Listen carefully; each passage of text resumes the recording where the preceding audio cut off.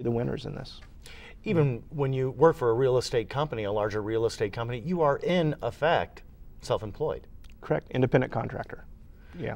So, and is that Which self-employed? You usually have people do like yearly contracts, that kind of stuff, yes. to work for Steinborn? Yeah, we have independent contracts, and then they get paid a commission.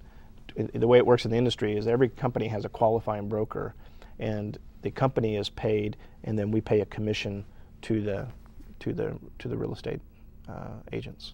Now, in probably oversimplified terms, right now, what kind of market are we looking at? Are we looking at a buyer's market, a seller's market, or is it somewhere in between? It depends, and it depends on the price of the home. In a $150,000 to $225,000 range, in a lot of neighborhoods, it's a seller's market. $400,000 range, it's a buyer's market. So it really depends. It depends on the price of the home, depends on the neighborhood, the location of town. So whether it's a buyer or seller's market, nationally, if you take it all nationally, one would say it's a buyer's market. But real estate's not national, it's local. And not only is it local by price point, and it's local by neighborhood. And is it near the university or not? Is it near this grade school? Is it near this or is it near that?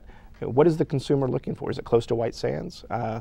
It depends on that. So it's very subjective. Very is subjective.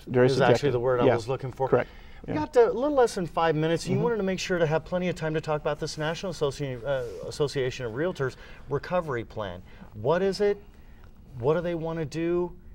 Why do you think it might work? That kind of stuff. And I appreciate it because I think it's critical, and for the viewers, the website to go to is realtor.org, www.realtor.org. What the NAR is doing is, and we all, I think as taxpayers, have been frustrated with the bailout of the banks, the current stimulus package. There's some good things in it, but there's some things that don't make sense. And we're sitting there thinking, wait a minute, housing is what got us into this mess. And it's going to be housing that leads us out. NAR has a 4-point plan, and one of the fundamental principles of it is to take the $7,500 tax credit, which was implemented a year ago, that is for first-time home buyers. So if you buy a house, you get a $7,500 tax credit, but really it's a forgivable loan. So it's complicated. And it does have to be paid back. I actually did a show on it. Correct. So. And we're saying eliminate the payback provision. Eliminate it. Make it a true tax credit. But better yet, make it for all home buyers. Now, there's been some new bills issued just this week, raising it by some senators saying let's go to $15,000. Whatever it is, we need to make it for all home buyers and make it a true tax credit to stimulate the market.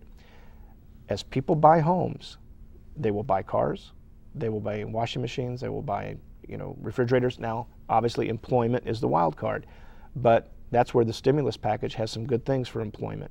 To get jobs created and new technologies and infrastructure, roads and bridges on that. So it goes hand in hand. But if we've got to get the housing market moved forward, and by doing that, it's going to help move the rest of the economy forward. So the national home builders also have incentive plans to buy down, they're lobbying as well as NAR to buy down interest rates down to the 4% level. Timothy Geithner, regardless of what anybody thinks about him and his tax issues, one of the things that he's been pushing is a 4% interest rate. So you take the 4% interest rate for home buyers and you take the tax credit, that combination would be powerful to get the housing, and it helps every citizen, not just the CEOs of the banks or the major corporations or the Goldman Sachs or the Merrill Lynches of the world. And that's, some of those things needed to be done, but we got to help every person on every main street in this country, and those policies are tied to that. We're disappointed that more hasn't been done, but all the things we're hearing out of Washington, Congressman Teague, I talked to him this weekend, is that we'll see some legislation coming out as part of either the current stimulus package or in addition to that over the next month. I mean, but it takes the public to call your congressman, write your congressman. You can go on to also realtoractioncenter.com and realtor.org, and you can actually send in, to the elected officials and asking them to support it. So, any other closing thoughts? We got about a minute left before we say goodbye. Yeah, I'll make, as this market comes back, which we will, we're going to roar back as a community. We've got great things with the White Sands Missile Range, with the university. other economic development. But one of the things we have, and the Chamber's watching this, is that we have an element in our community of constituents that are trying to put roadblocks into growth.